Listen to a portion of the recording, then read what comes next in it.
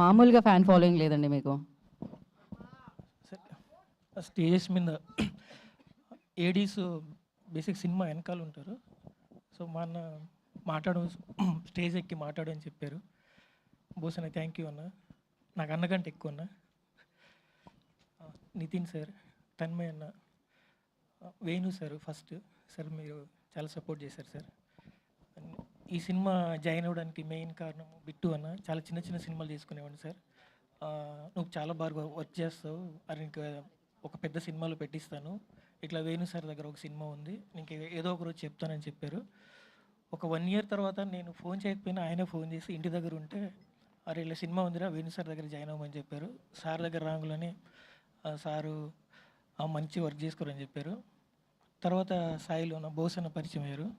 చాలా కాన్ఫిడెంట్గా వర్క్ చేయరా ప్రతి చోట బూస్ట్ చేశారు, ప్రతి చిన్న విషయంలో కూడా అన్ని చోట్ల బూస్ట్ చేశారు.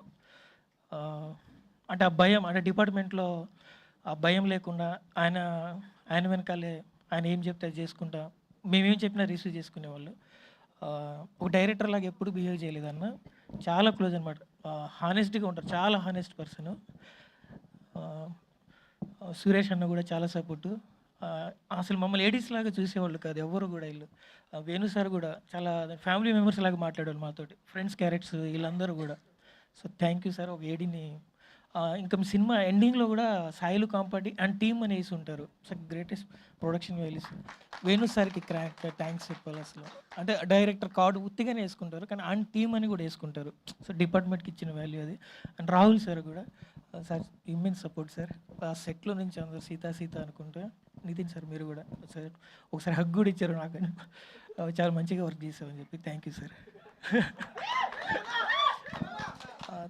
తన్మయ్ అన్న కూడా నాకు బోసన్న తర్వాత బాగా క్లోజ్. తన్మయ్ అన్న చాలా సపోర్ట్ చేశారు.